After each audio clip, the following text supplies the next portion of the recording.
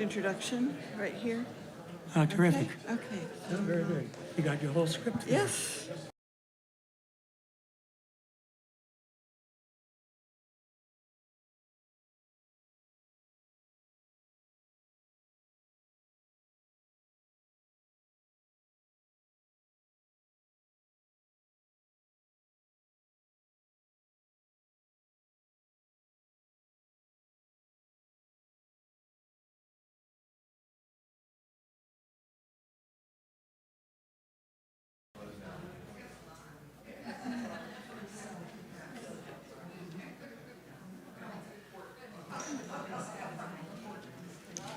Okay. Okay.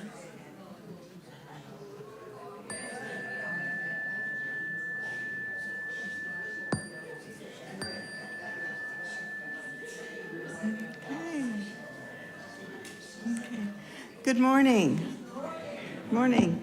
Please find your seats and prepare for this morning's service. Okay, thank you. Welcome to the Unitarian Universalist Congregation of Columbia. My name is Deb Matherly, and I am your service leader for today. Our minister is the Reverend Stephen Robinson. Today we have a special guest speaker from this congregation, Dr. Michael Sullivan. I think you're all in for a great treat. Our services are streamed on YouTube and Zoom, but no matter how you choose to join us, you are always welcome. For more information about UUCC, please visit our website at uucolumbia.org and follow us on Facebook and Instagram. We also provide weekly email updates each Thursday. We welcome families with children, and we provide childcare during our service for infants and children up to the age of 4. To be a volunteer, please see Bethany Storlazzi back there. Okay. Today, children and youth will remain in the service with their families. For families with children ages 4 to 7 years old, there's a special seating area in the sanctuary. Parents, you may bring toys found at the back of the social hall to this area for quiet play if you like, and sit there with your children during the service. It's up to you. Thank you. Today's flowers were donated by me. My husband, Roger, celebrated his 73rd birthday yesterday. He was 18 on the first moon landing, and we both enjoy flowers, especially daisies. Today we have a special announcement from Tom Clements on behalf of the Personnel Committee. Tom?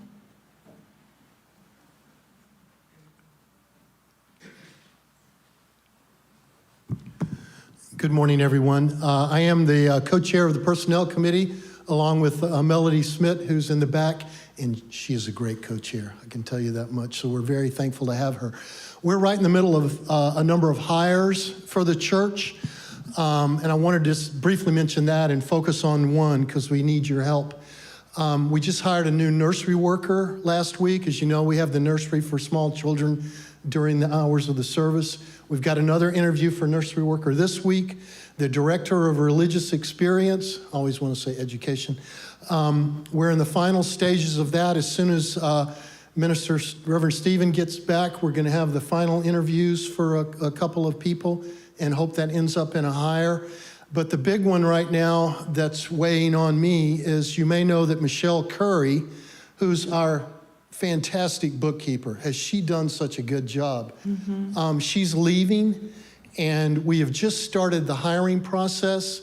We've posted on a one-page site called Idea List. We're about to post on another one, but if you have any experience with those job advertisement sites, they're kind of deceptive. So hope that gets worked out tomorrow. But if you have any ideas about how to post the bookkeeper job, there's the job notice on paper, but if you go to the UUC website, Liz Turner has posted the job notice on the website, so you could send the URL to anybody you might think who has a connection to a bookkeeper or accountant. It's only a 15-hour a week job. It doesn't pay a lot, so it's going to take a unique person.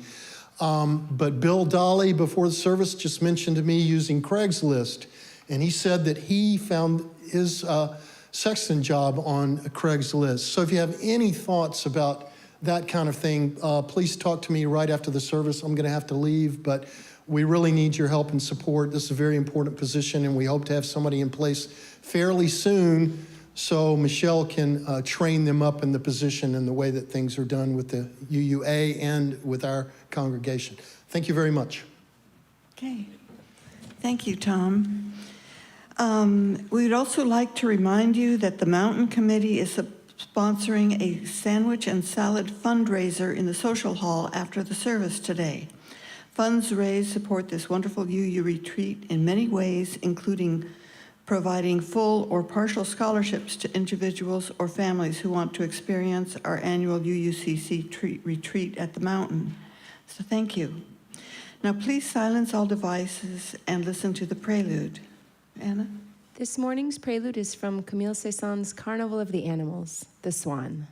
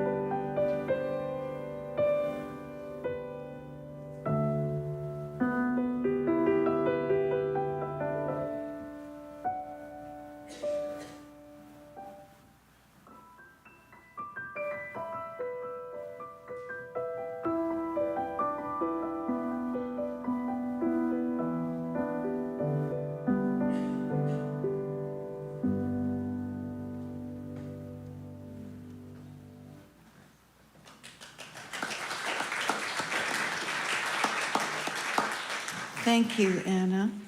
Now, if you'll please rise in body or in spirit and join me in the congregational covenant in your order of service. Love is the doctrine of this congregation. The quest for truth is its sacrament, and service is its prayer. To dwell together in peace, to seek knowledge and freedom, to serve others in community. Thus do we covenant with one another. Please be seated. Unitarian Universalism is a diverse and non-creedal religion. Our community is based on deeds, not creeds. We are a covenantal religion, which means that we don't have to believe the same in order to treat one another the same, with respect, equity, compassion, and dignity.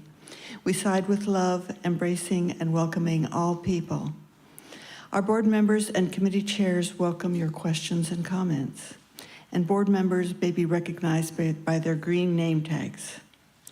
Now we would like to recognize any guests or visitors who are here today. And Elisa, will you please come forward? So visitors, please wait for the microphone. Then if you are willing and able, please rise and share with us your name and where you are from. If you have guests with you, please feel free to introduce them. Anyone? Okay, yeah, thank you.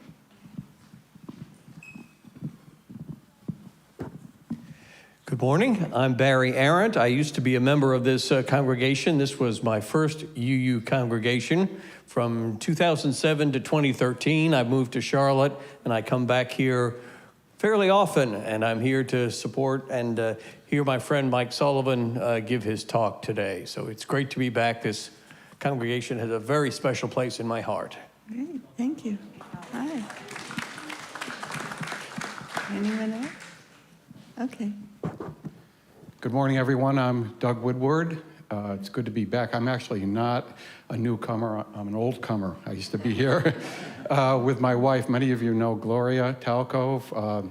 This is the occasion of her 75th birthday. She was president of the UU Church here and a longtime member and friend to many of you. So I thought, I heard her voice say, I need to be here today. So that's why I'm here today and hope to be here many times in the future with you. Okay? Okay. Anyone else? Thank you very much. Okay. Visitors, if you'd like to know more about UUCC, please fill out a visitor card found in the back of each chair and place it in the collection plate, and we will email you about upcoming events. Today's chalice lighter is Christian Hall. Okay. No, the center. Yeah.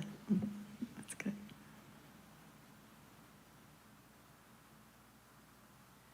Spirit of life and light, please come unto us. Thank you. Our opening hymn is We Celebrate the Web of Life. Hymn number 175 in the gray hymnal. I invite you to stand as you're willing and able to join in singing. We celebrate the web of life.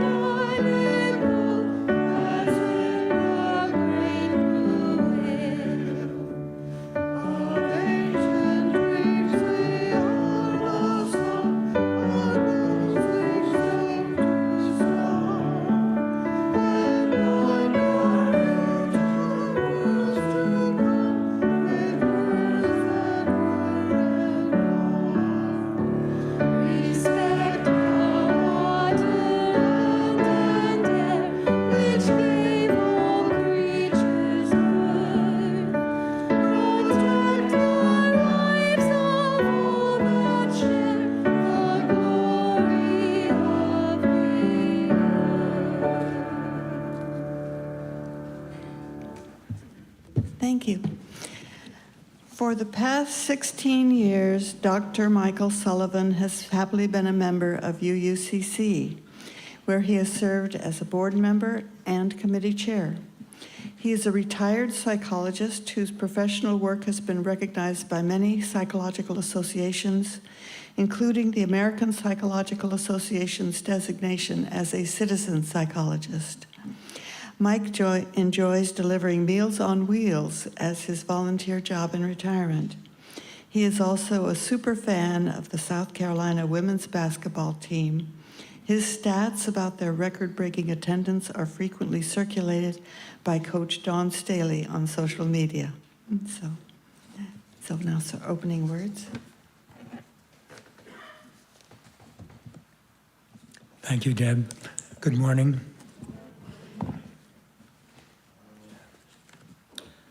My opening words are taken from the book that's pictured on the cover of the Order of Service, The Age of Empathy, by Frans de Waal.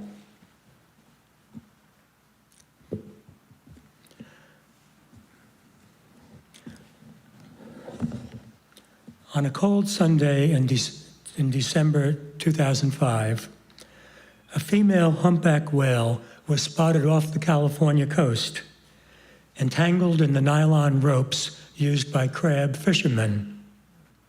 She was about 50 feet long.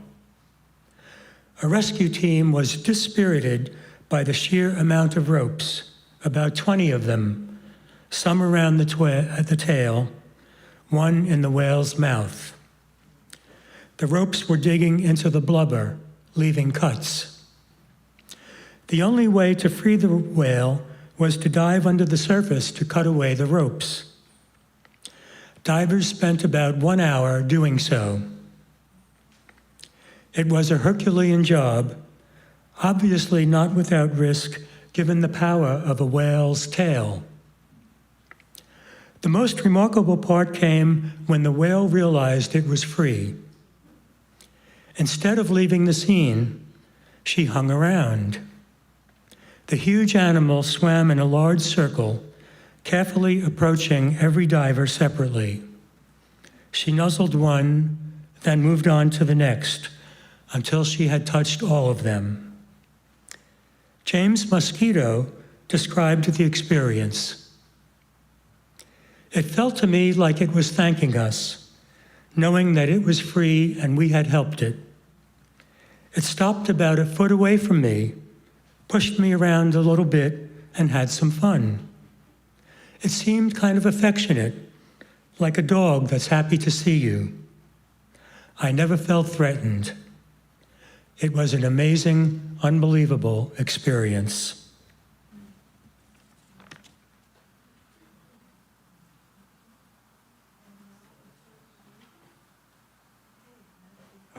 Now if we can have the children come forward, if we have any. I think there's some in the nursery. Okay, they'll be here in a moment. Okay.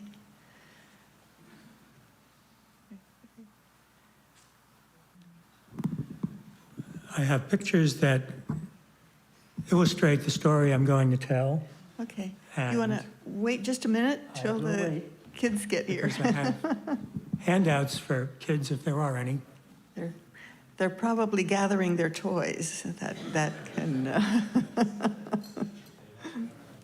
Okay. The story I'm going to be telling in condensed form today is Desmond Gets Free by Matt Meyer.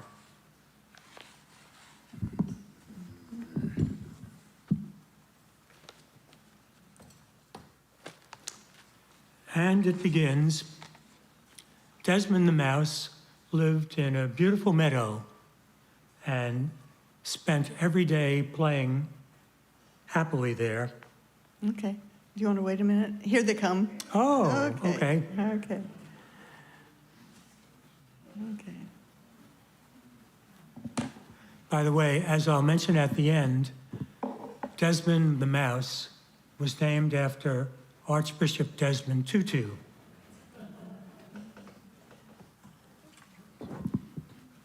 Good morning. Well, I was beginning to tell the story of Desmond the mouse, who lived in a very beautiful meadow. And she played there during the day and slept there during the night. Would you like a picture of Desmond the mouse?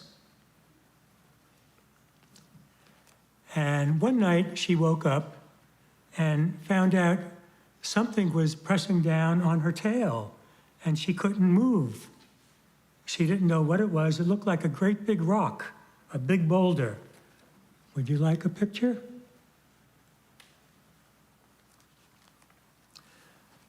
So Desmond tried to push the big boulder away. She tried to tug her tail out from underneath and couldn't do it. And then she happened to see a giraffe come along. She said, "Oh, good news.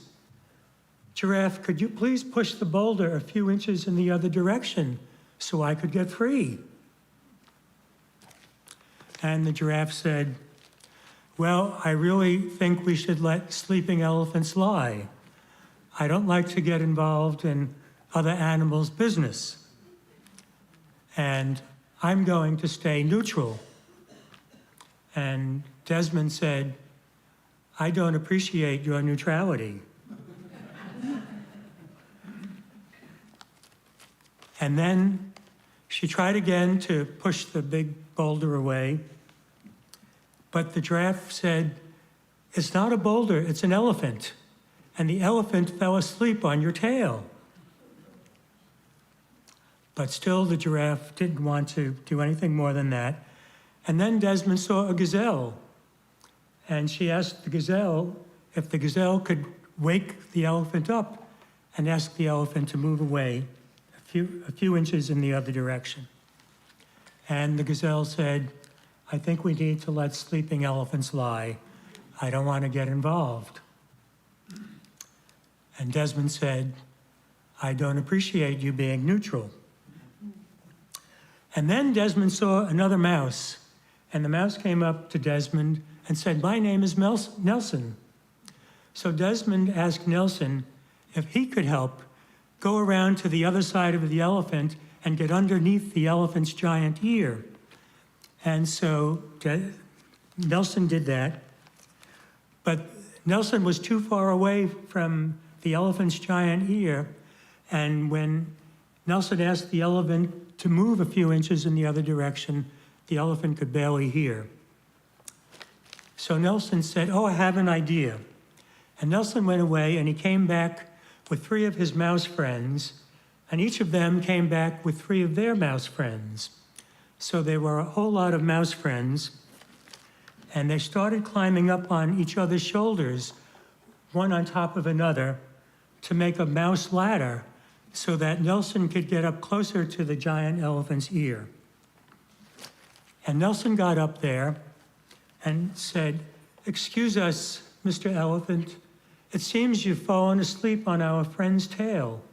Could you roll over a few inches in the other direction so he could get free?"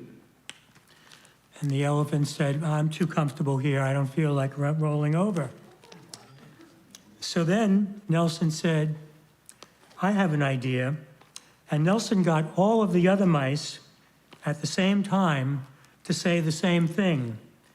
"Elephant, could you move over a few inches in the other direction so our friend can get free?" And the elephant said, "Oh, you're making so much noise, you're making such a racket, I'll move over." So then the elephant rolled over, and Desmond got free, and Desmond played with his mouse friends for the rest of the day. And one lesson of this story is we can get by with a little help from our friends. And another lesson is something that Archbishop Desmond Tutu said: "If you are neutral in situations of injustice, you have chosen the side of the oppressor. If an elephant has its foot on the tail of a mouse, and you say that you are neutral, the mouse will not appreciate your neutrality." And I want to show you one more picture. I like to do this every time I tell a children's story. You know what this is? A cat. A cat. This is a picture my wife Susan painted of our favorite cat, Hazel.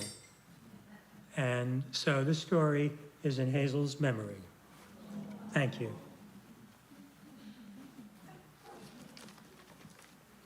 And if you'd like some pictures, here's some more if you would like to have them.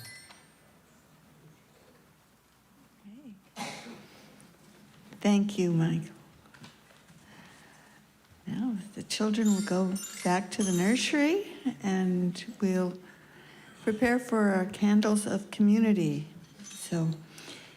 So if you have a significant personal joy, sorrow, or concern that you would like to have shared from this pulpit, please email or text our minister by noon on Friday. And I don't think we have any for today. Linda? If you wish to share in person, we request that you pick up a candle in the foyer prior to the service. We have an active caring committee for those in need, and they wear yellow name tags. Will those of you who have taken a candle please come forward at this time and share briefly your joy or concern? Okay. So.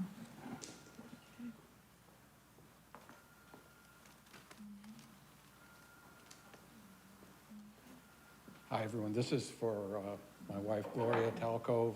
I mentioned before she was... Oh, hold on. What's that? Got it. Good. Yeah, again, I'm Doug Woodward, husband of Gloria Talcove Woodward. She would be 75 years old today. She was president of this congregation and a friend to many of you for many years. Everybody knows what an amazing spirit she was, so I'm lighting this candle for her. One thing, she loved everything about this congregation. This was her spiritual home. But one thing she wasn't so keen on was long-winded joys and concerns. But do you have time for me to say, let me see if I can do this. Hold on a second. But she would want me, if you will indulge me for just a minute, to read one of her poems. Is that okay? You don't mind? She has a blog, by the way. You can go look at it, the Talcove Fiction Faction. And she's got many great poems on there. But she's got a poem about a bench near here. You can go see it. It's over on Wheat Street, an old crumbling bench. And one day she was coming home from this congregation. She was walking back. She saw this bench and then wrote this poem. So think of her and smile when you hear this about this bench. A cement jewel encrusted in a matrix of vines. Its right arm is broken, its bones rusted tines. Tendrils of ivy curl over its back as if to shelter it from time's relentless attack.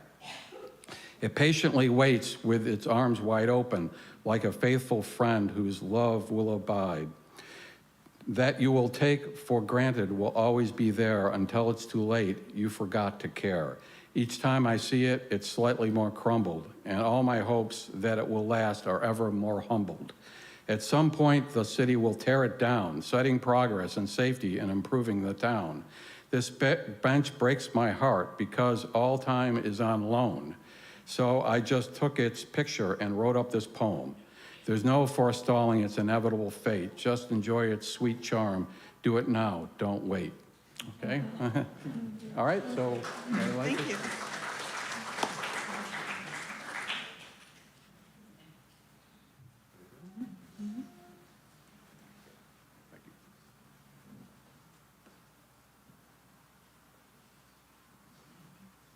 I have a candle of concern for my best friend. Her father-in-law recently passed away, and it has kicked up a lot of drama in the family. So, yeah. Also, my other very, very good friend is about to take the LSAT, and you can probably imagine how she's doing right now. So, two concerns.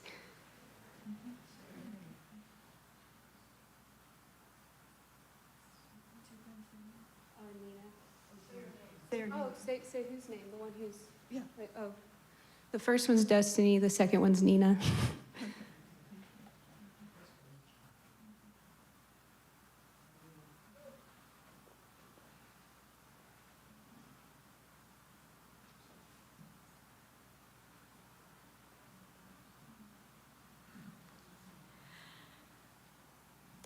My name is Lee Mingy, and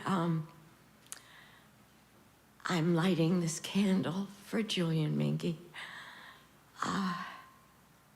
Others have done it before now, and I appreciate that. And I appreciate the outreach of love and sympathy and compassion that many of you have expressed. It sort of keeps me going and helps me do this morning, as well as my decision to put on what I regard as my sunflower pilgrim Transylvanian shirt. So the pilgrimage is ongoing, and that is a great source of joy as well.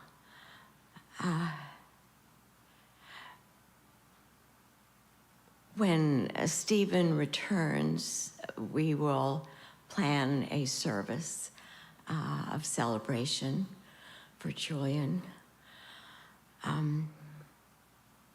He was such a remarkable man. And I suppose everybody has their own memories of a smiling presence, a funny chap, rather bright, and his colleagues knew that.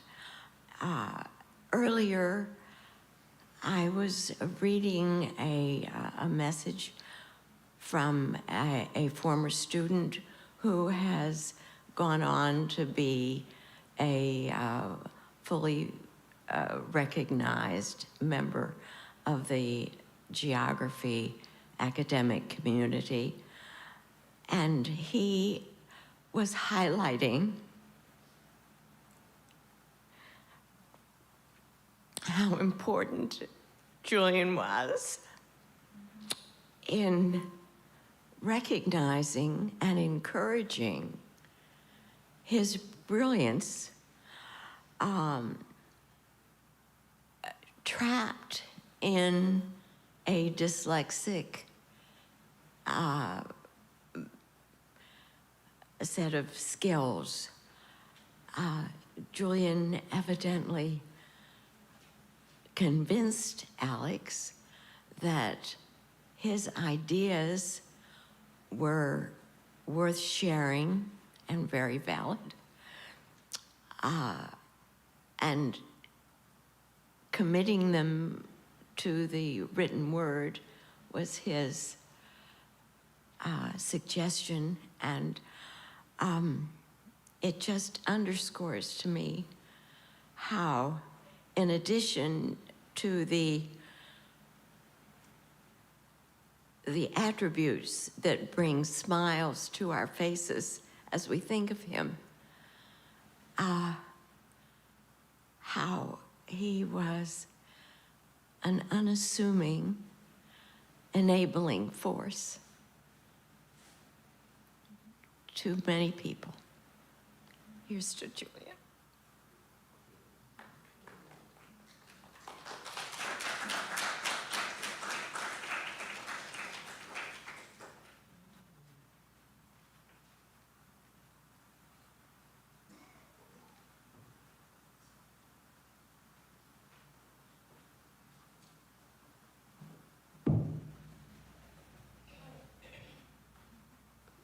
Hi, my name is Katie. I haven't had the attendance that I really wanted to lately and I don't normally do this kind of thing, asking for help for myself or asking for anything for myself. But wherever your prayers go, if I could be in there every now and again.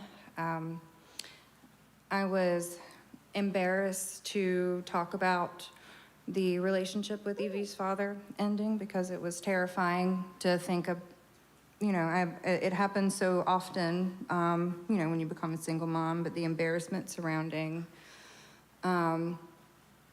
what is now like the devastation of that, that is my life right now.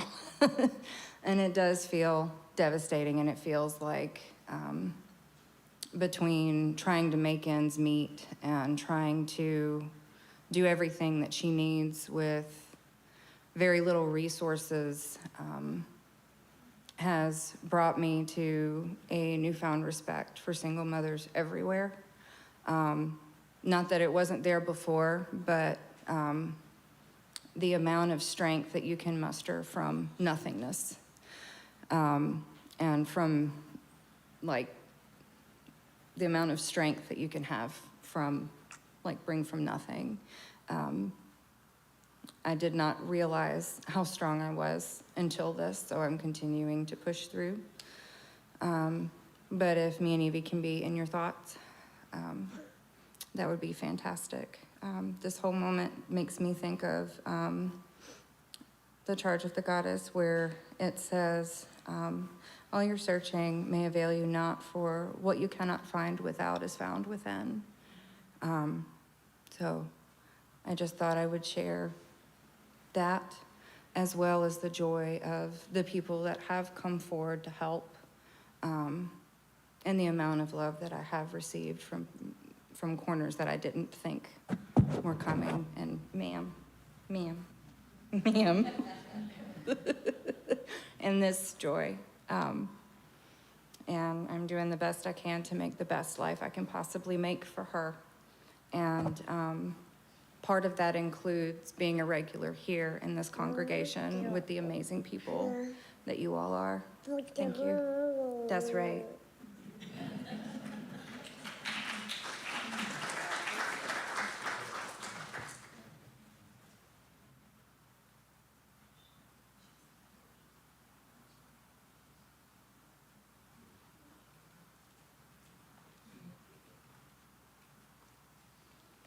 Hello, my name's Sophia. I grew up here, and I moved to San Francisco and was there for 1.5 years, but now I'm back on the East Coast, and I'm going to be starting graduate school at Emory in Atlanta, and so this is a candle of joy, and it's nice to be back. It's good to see so many familiar faces and new faces.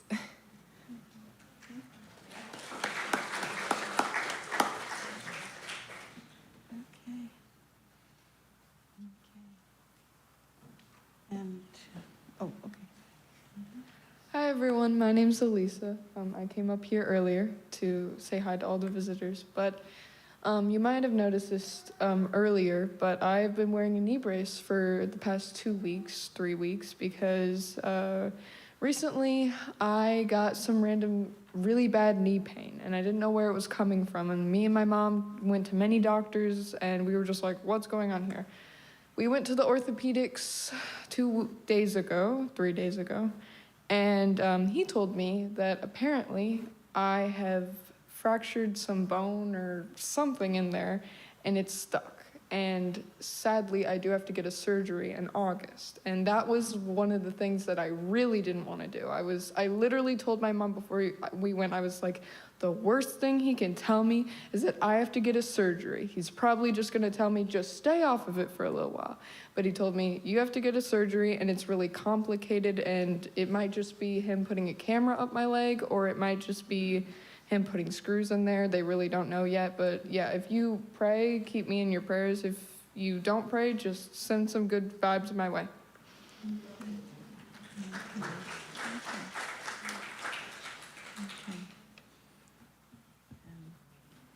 And we light one final candle for those joys and concerns that remain silent in our hearts.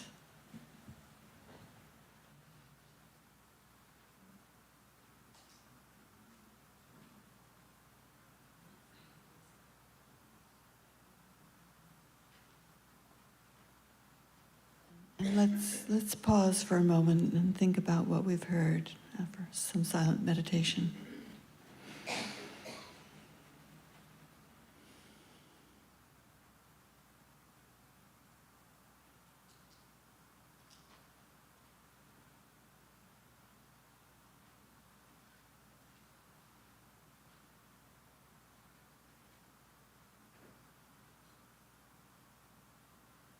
Thank you. Okay. This congregation, and I will be sharing our abundance, this congregation participates in Share the Plate. Half of our cash collection each Sunday goes to a local charity, a way for us to give back to our community. Our Share the Plate recipient this month is Justice 360. So if you wish to donate to Share the Plate, please write Share the Plate on the memo line of your check or donation envelope. And will the ushers please come forward? This morning's offertory music features Sammy Davis Jr. singing Talk to the Animals.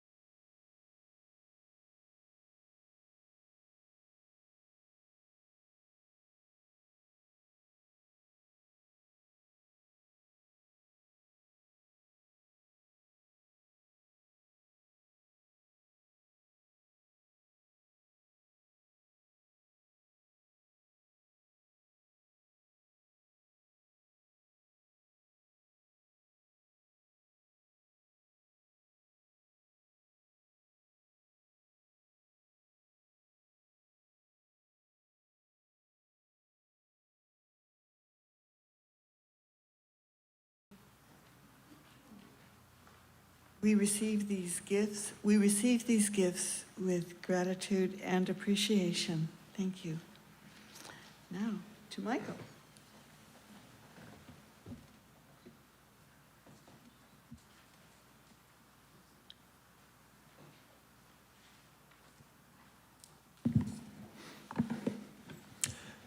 Good morning again.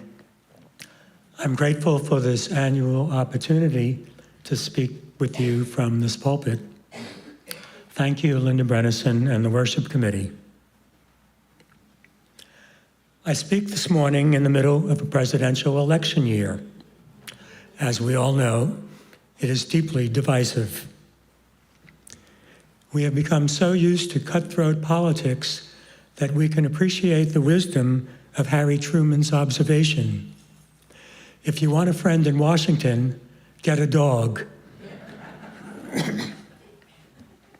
So I would like to share some thoughts with you this morning about animals, including dogs, the beautiful swan, the rescued whale, Desmond the mouse, and later Oscar the cat, and a common characteristic we value, empathy.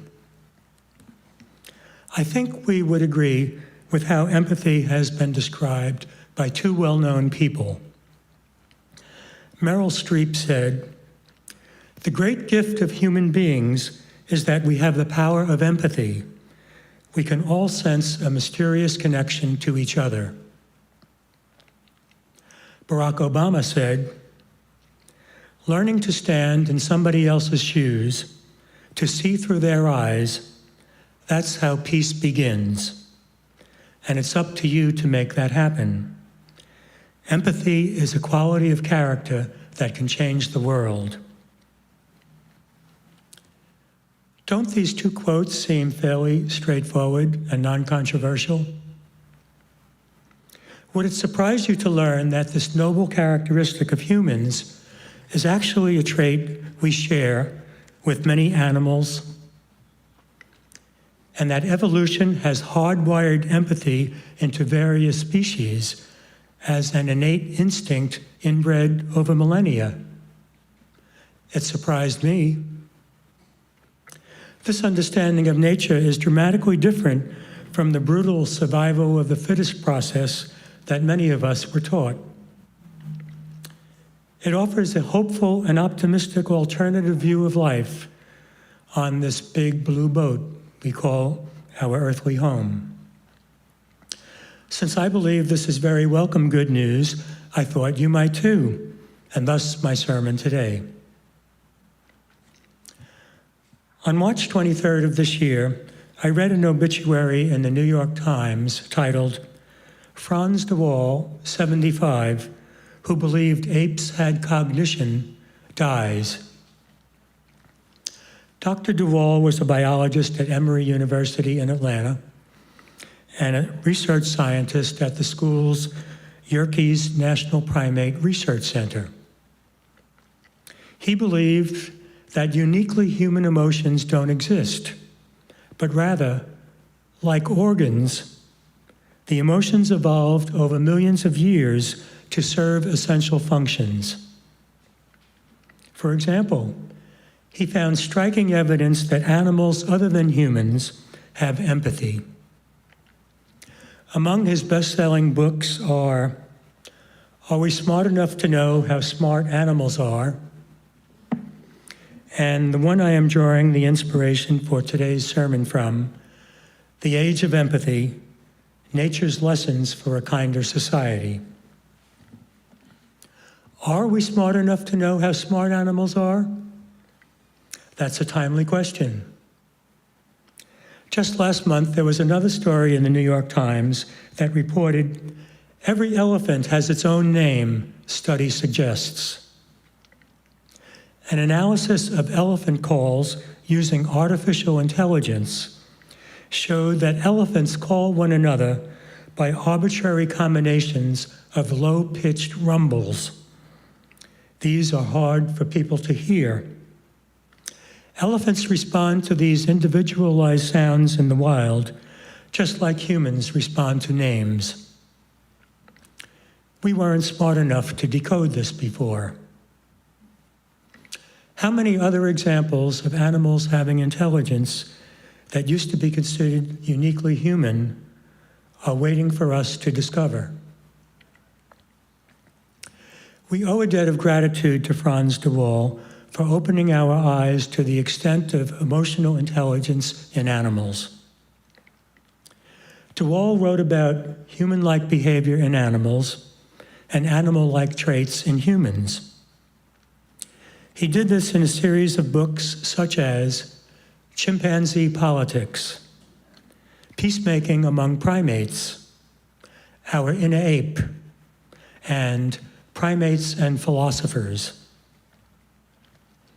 He identified the origins of complex behaviors by breaking them down into component parts. For example, motor mimicry and emotional contagion are the beginning stages of empathy. This is later followed by consolation behaviors, which indicate concern for others. Ultimately comes perspective-taking and targeted helping. De Waal saw empathy as engaging brain areas that are more than 100 million years old.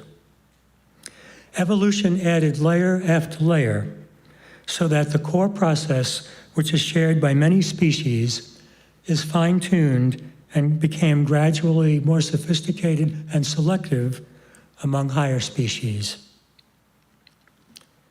The reason empathy evolved in this way was because it enhances the survival of social groups. We descend from a long line of group-living primates with a high degree of interdependence. De Waal made the case that empathetic behavior fosters cooperation, which is essential for the success of social species. Security is the first and foremost reason for social life. Fish band together in tight schools that confuse predators. Ground-dwelling monkeys like baboons travel in larger groups than their tree-dwelling counterparts that have more escape routes. The herd instinct protects. In sub-zero cold, you huddle together or you die. De Waal saw motor mimicry and emotional contagion as the first building blocks of empathy in animals. Empathy has its roots in the synchronization of bodies, running, laughing, crying, yawning when others do. Being in sync like this can be seen in a howling pack of wolves, in male chimpanzees hooting together to impress their neighbors, and in choruses of howler monkeys. Yawn contagion is an instance of unconscious synchrony which is deeply ingrained. It works across species. Chimpanzees yawn when they see other chimps yawn. So do we people. Chimps laugh during rough and tumble games. Shared laughter comes from tickling and wrestling each other. Apes will imitate human movements and motor behaviors so accurately that the noun ape becomes the verb to ape, or imitate. Not only do we mimic those with whom we identify, but mimicry strengthens the bond. The herd instinct morphs into a new level of paying attention to what others do and absorbing how they do it.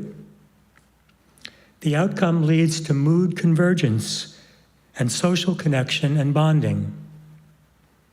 Horses that pull a cart together can become enormously attached.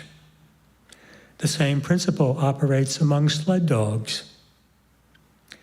Mood contagion serves to coordinate activities, something that is crucial to any traveling species.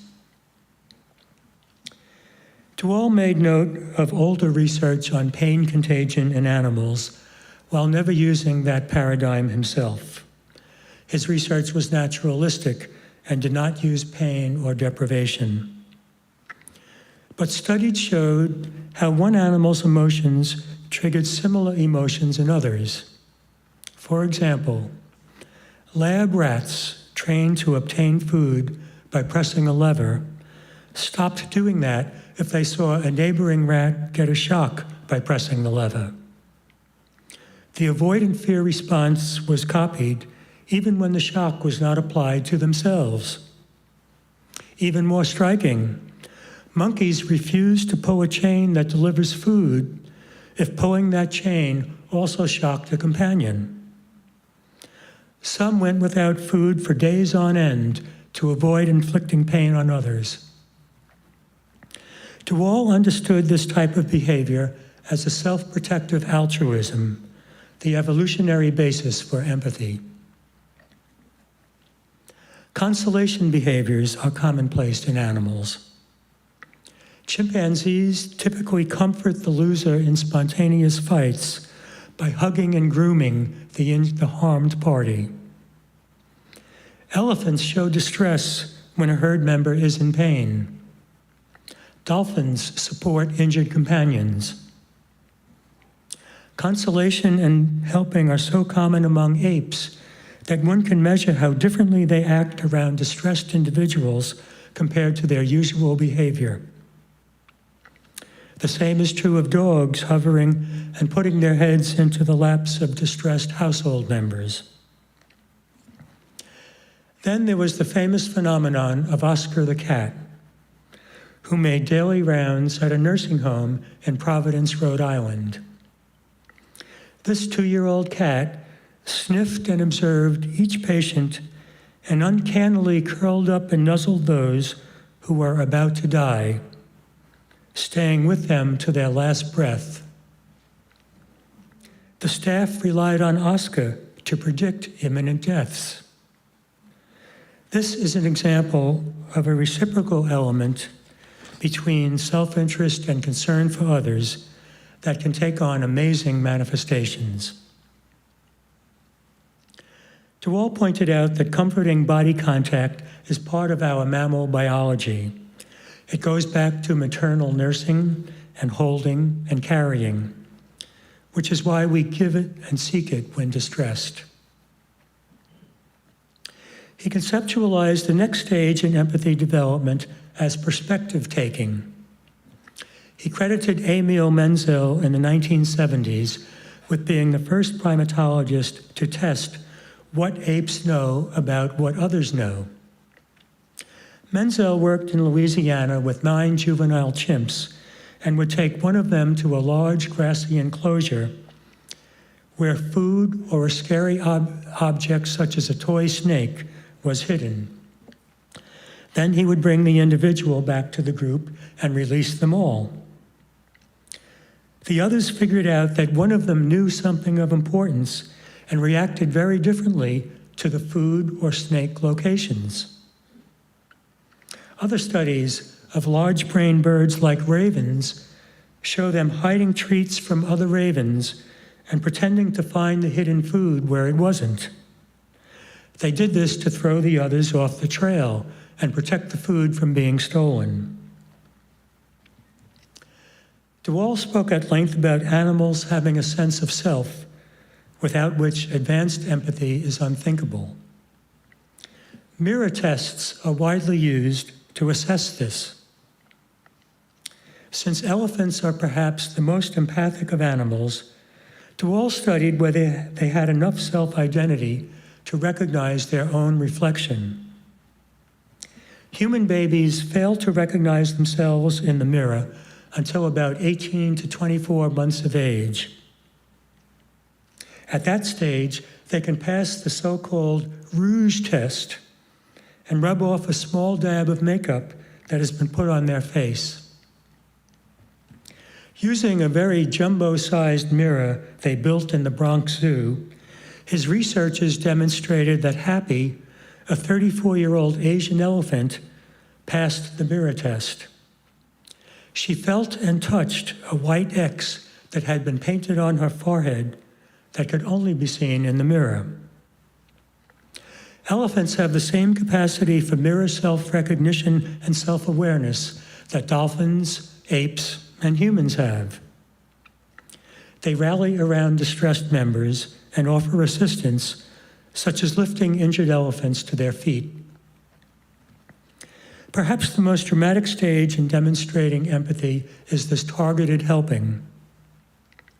In one case, a dolphin was stunned by an underwater explosion of dynamite, and 2 other dolphins came to its rescue. They put their heads under the pectoral fins of the injured one and buoyed it to the surface so it could breathe, even though their own blowholes were submerged. There is also an abundance of stories of human swimmers saved by dolphins or whales. Dolphins possess larger brains than humans and have been known to outsmart their keepers. For example, one dolphin was hiding large items such as newspapers and cardboard boxes deep underwater, where she ripped off small pieces and brought them up to her trainer one by one for fish rewards. In closing, I would like to note some of nature's lessons for a kinder society that Frans de Waal elucidated and inspired. In opening us to the idea that animal minds are far more intricate and complex than we have assumed. He overturned long-held beliefs in human exceptionalism. Rather than there being a bright dividing line between human and animal behaviors and intelligence, we understand now it is more of a continuum. People are not uniquely superior to animals in all aspects of life. This includes morality, which is deeply rooted in our evolutionary past. This is a humbling realization. It is also is helpful in inspiring new or renewed reverence for all of creation. We owe humane treatment to all sentient creatures, and we need to help prevent cruelty to animals whenever we can. We are often mindful of this when it comes to our beloved household pets like dogs and cats. Yet the larger brain mammals like apes and elephants and dolphins and whales have even more in common with us in their intelligence and empathy. De Waal reframed our views of nature in an important way. He stated, like other primates, humans can be described either as highly cooperative animals that need to work hard to keep selfish and aggressive urges under control, or as highly competitive animals that nevertheless have the ability to get along and engage in give and take. It is not all one or the other. He added, we are group animals, highly cooperative, sensitive to injustice, sometimes warmongering, but mostly peace-loving. As Unitarian Universalists, we have long held respect for the interdependent web of existence of which we are a part. It has been one of our 7 principles and core beliefs. How marvelously congenial that principle is with Frans de Waal's research and teachings on animals. His writings expand our amazement and wonder and enrich our worldview about our interdependent web of existence. Perhaps most importantly, de Waal bequeathed to us a reason to be more hopeful about our collective futures. As he wrote, I'd argue that biology constitutes our greatest hope. One can only shudder at the thought that the humaneness of our societies would depend on the whims of politics, culture, or religion. We can and should take comfort in knowing that empathy is an innate part of nature. Empathy promotes cooperation and social cohesion. Our capacity for empathy provides a foundation for ethical behavior and social justice. The fact that empathy is deeply ingrained in animals as well as people is a remarkable phenomenon. Thanks to Frans de Waal's work, we can have greater appreciation and gratitude for the diverse species with whom we share our planet. Thank you.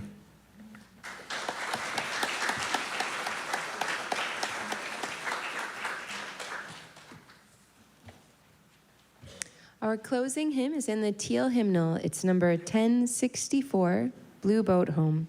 I invite you to stand as you're willing and able to join in singing.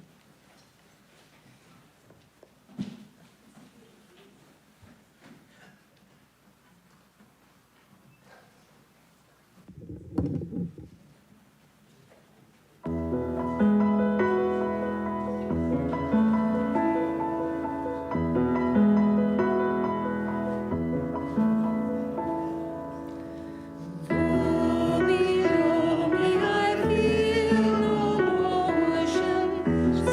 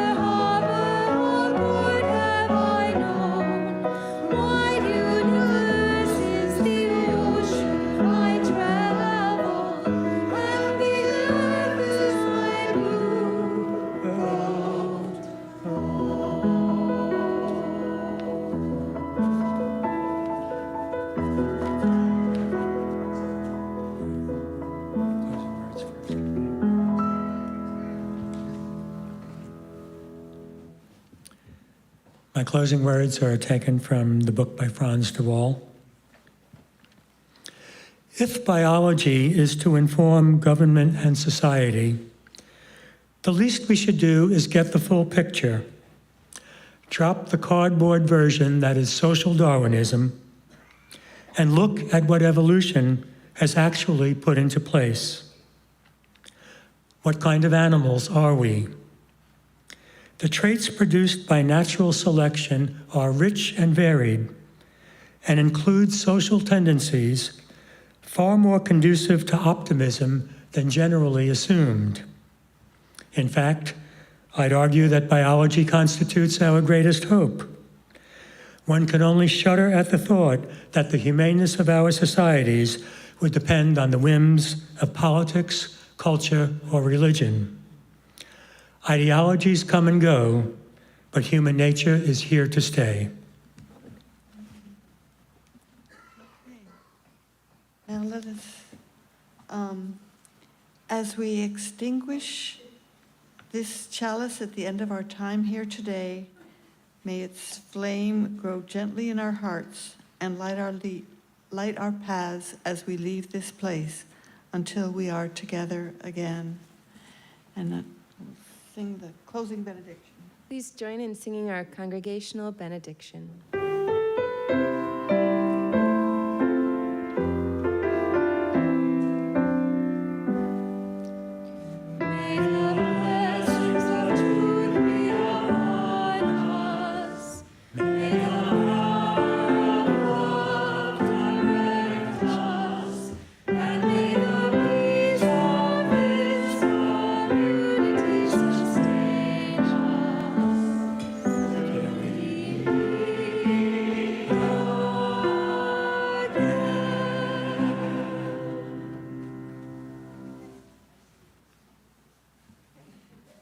So this concludes our service. Before you leave, take a few minutes to welcome our visitors. Thank you, Barry and Doug, for being here today. And greet those around you, and then join us in the social hall for our sandwich and salad fundraiser. Thank you, everybody. Thank you, Deb. Thank you. Appreciate it. Thank you. Thank you.